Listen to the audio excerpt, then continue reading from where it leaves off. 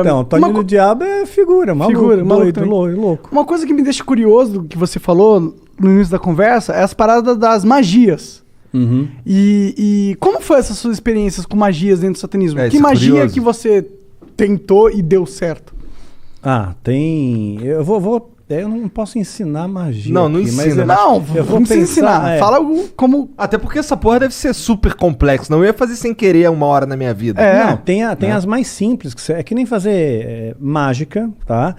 Mágica e magia, né? No começo você aprende a fazer um truque simples, de repente você está fazendo a pessoa levitar. Matar né? mesmo, os outros levitam. Eu duvido. Não levita. Tá. No truque, no ilusionismo. truque, tá. No ilusionismo, entendi. fazendo uma analogia Tá bom, aqui. tá bom. Então, no começo você aprende um troço truque de besta. carta, uma Aham. coisa de carta. Aí de repente você está fazendo alguém levitar. Entendi. Né? Então você Tipo, cresceu não dá ali, pra tu você ficar invisível. Não dá pra ficar invisível. Mas tem alguma isso coisa sobrenatural realmente que você chegou a testemunhar? Ou algum ritual ou magia que promete algo que dizem que funciona, algo assim? Sim. Muitas vezes eu lançava feitiço contra líderes religiosos, né? Porque eu não ia com a cara deles. Eu considerava eles meus inimigos, né? Na minha cabeça, né? Eu já estava doutrinado ali. Então, acalhava da pessoa, de repente, eu lançava um feitiço, a pessoa ficava doente muito doente mesmo. Né? E a Bíblia diz que tem doenças que são causadas pelo diabo. Né? Então Jesus às vezes ele expulsava um demônio de uma pessoa, né? E aquele demônio estava causando uma doença naquela pessoa. Só que nem toda doença é do diabo, obviamente. Né? Então, se fosse assim, né? Para que medicina? Você vai para a igreja, todo mundo e pronto, Tá resolveu curado. o problema, está curado, né? Então nem toda, e também nem sempre Deus cura. Né? Então, às vezes a pessoa tem uma doença, ela acha que é do diabo, pôs na cabeça dela que é do diabo e que ela tem que fazer, sei lá, uma libertação, uma quebra de vinho, quebra de maldição hereditária, aquela coisa toda. E não é uma doença natural e Deus não vai curar ela. Não vai, por mais fé que ela tenha, Deus não vai curar. Tem alguns caras na Bíblia mesmo que morreram de doença, né? Eliseu, aquele cara... Eliseu, quem mais? Morreu da doença que ele tinha. Eliseu, ele recebeu a porção dobrada de Elias, que era o profeta, que era o cara, que era o top das galáxias, né? Que fez o sol parar. Né, pois é. Então... Caralho, tá manjando, hein? Sua mãe contou muitas coisas. Pois é. Então, você vê quanta coisa que tem. Eu né? espero Então, que tenha sido Elias mesmo, não tenha falado merda. Então, Eliseu morreu da doença que ele tinha. O próprio Timóteo, Paulo escreve para Timóteo, olha, mistura um pouco de vinho na água aí, porque a água era muito alcalina, né, por causa do teu estômago e das tuas múltiplas enfermidades. Então ele era um menino podre, ele tinha um monte de doença, né, e não foi curado. Um lenço de Paulo curava o enfermo, mas Paulo não pôde curar Timóteo, que ele considerava um filho, né. A Bíblia também fala de Trófimo, né, Paulo também fala, olha, deixei Trófimo doente lá em Mileto. Quer dizer, não curou Trófimo. Quer dizer, o cara já tem o nome de Trófimo. Imagina o bullying na escola. Né? E ainda continuou doente. Não adiantou Se fosse nada. a Trófimo, o cara ia ser o magrinho da galera. De atrofia, desculpa. Tentei. Só vamos lá, Daniel. Só continua aí falando. Desculpa aí, foi mal, cancela o Monark. Baixo assinado, tira o Monark. Doenças causava doença, às vezes causava um acidente, poderia ser uma coincidência. Mas não tem nenhuma, claro, é exatamente esse o ponto. Não tem nada aqui assim que, tipo, mas é que realiza magia e você vê sobrenaturalidade instantânea na sua frente, olhos nus. Bom, olhos nus eu vi a presença de um demônio se materializando na minha frente, e eu estava sóbrio.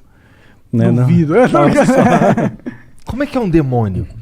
Pois é, a ideia que nós temos de demônio, né, é chifre, escamas, né, rabinho, rabo, fogo, né, saindo pelos orifícios, né, o diabo todo vermelhão, né, saindo da sauna, assim. Que erótico. Pois né?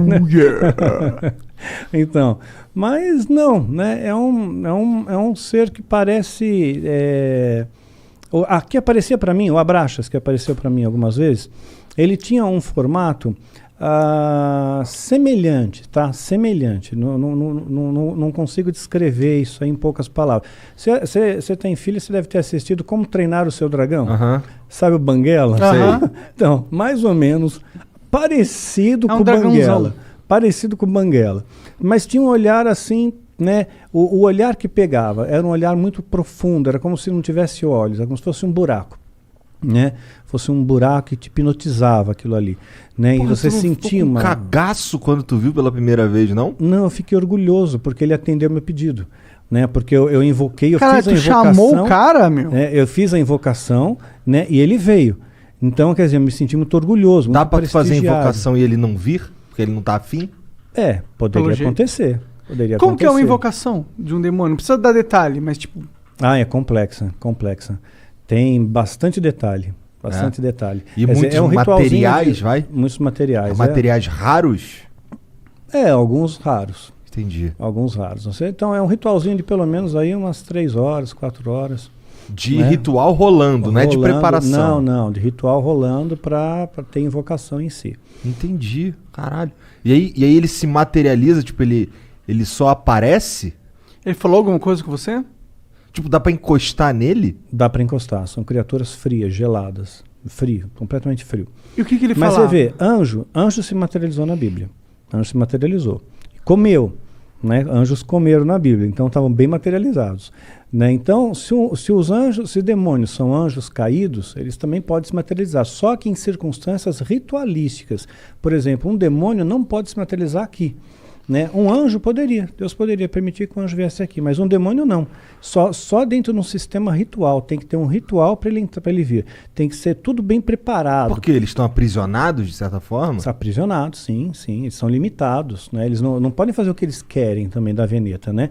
Eles têm as suas fronteiras de ação. Por exemplo, eles não podem tocar num cristão verdadeiro. Né? Verdadeiro não pode, a não ser que Deus permita, no caso de Jó. Né? Então Satanás pediu para tocar, tocou e Jó não blasfemou contra Deus. Jó foi um cara que se fudeu pra cacete, né? Muito, se lascou pra caramba. Ficou doente, tudo, né? Ficou doente, perdeu dinheiro, família, tudo. Morreu todo mundo, ele Exatamente. ficou sozinho. E mesmo raspava assim, as pereba com telha, exato, né? com telha, exatamente. E no final Deus recompensa ele, né? E ele, no final, Jó chega a dizer, antes eu conhecia Deus de ouvir falar, agora eu vejo com os meus olhos, né? Então... Amaldiçoa teu Deus e morre. Exato, é isso mesmo. Os amigos de Jó, né, que vinham lá, largavam o pau então, em cima dele. Então, às vezes Deus permite que essas coisas aconteçam. Então, teve gente que já falou para mim, falou, Daniel, perdeu teu filho, perdeu teu esposo, isso aí foi rechaçado pelo satanismo. Eu não vejo dessa maneira. Rechaçado em que sentido? O satanismo está me atacando com feitiço, com magia e causou esses efeitos, né? Mas eu não vejo assim. Não? Não, de forma alguma. Eu vejo assim como coisas que Deus permite, que as pessoas morrem no mundo. Né? Isso acontece, né? Então as pessoas têm depressão, né? Então aconteceu, eu vejo como uma fatalidade. E mesmo se fosse no caso como Jó, né? Vamos supor que o demônio tivesse pedido permissão para Deus, olha, deixa eu tocar lá no Daniel, né? Porque vamos ver se realmente ele segura a onda, vamos ver se ele é cristão de verdade, vamos ver se ele não vai se rebelar contra Deus, né? Depois se eu tirar dele o que ele tem de mais precioso, né? Que era o meu filho, né? Principalmente, né? Então tirou. Aí eu nunca me rebelei, nunca questionei a Deus, nunca briguei com Deus, né? Eu sempre costumo fazer a oração que Jesus nos ensinou como modelo do Pai Nosso, né? E dentro dessa oração está escrito, olha, Pai, seja feita a tua vontade, assim na terra como no céu. Né? E essa é a minha oração, seja feita a sua vontade, não é a minha, é a tua. Se a tua vontade é essa, que a minha esposa partisse naquele dia 30 de maio, pronto, foi 30 de maio, é o dia que Deus escolheu. Né? Então eu descanso nele, ok? E tudo tem que ter um propósito, porque eu escapei da morte 2 vezes. Né? Então por 2 vezes escapei da morte. Então, olha, eu diria que 3, se contar da vez que reagiu a arma lá do cara. Se contar nessa 3, porque ali 2 vezes, né? Então, assim que eu vi a morte de perto, né? Você sente o cheiro da morte de perto, né? E então, quer dizer, se eu não fui, é porque tem algum propósito aqui ainda, tem alguma coisa ainda para fazer aqui. E quando terminar esse propósito, aí Deus me leva. Era alguma coisa ligada a esse assunto de satanismo e tal, que tu quase morreu, ou não tinha nada a ver? Não. Teve uma das ocasiões, por exemplo, foi no ano passado, né? Eu estava foi dia 30 de novembro do ano passado, ia entrar dezembro foi o mês que meu filho partiu, né, dia 22 de dezembro, então eu estava muito angustiado com aquele negócio, poxa, vai entrar dezembro, mais um Natal, mais um final de ano, aí eu tomei um monte de comprimido para dormir, eu só queria dormir, eu não quis matar, né, meu interesse não era morrer, só que eu acabei aspirando, e tive uma pneumonia aspirativa e entrei em coma profundo, né? Caralho. Pois é, fiquei 22 horas em coma profundo, entubado, acordei entubado no hospital, Caralho. assim. Então ali Foi você dormir sente... na tua cama e acordou entubado. Acordei entubado. Né? E é muito horrível, meu, você acordar com um tubo na boca. Deve ser, cara. Deve ser assustador em primeiro lugar. Indescritível, indescritível. Porque até o momento eu acho que você tava só dormindo. Pois é, eu tava dormindo de boa, a gente se acorda, tubo na boca, né? Um ambiente diferente, onde eu tô, quem sou eu, né? Que doideira. Mas, tá. Pra que tu chamou o Abraxas, cara? Então, eu queria testar o ritual de invocação. Porque se eu conseguisse que ele aparecesse, eu ganharia méritos dentro da Irmandade. Tinha alguém testemunhando ali? Não tinha. Não tinha, mas a minha palavra valia porque supostamente esse demônio validaria essa palavra, né, para o sumo sacerdote. Né? Então eu fiquei muito orgulhoso com aquilo. Então a primeira coisa que eu perguntei para ele, né, eu toquei, vi para ver se era real, né, gelado, frio, né, e me olhava fixamente nos olhos, né, mas eu não conseguia olhar por muito tempo, né. Ele era da tua altura? Não, estava mais alto que eu, mas estava como se estivesse ajoelhado, sabe? Tá. Né? Como se estivesse ajoelhado, não, ajoelhado, sentado sobre os joelhos. Tá. Você tinha quatro membros? Sim.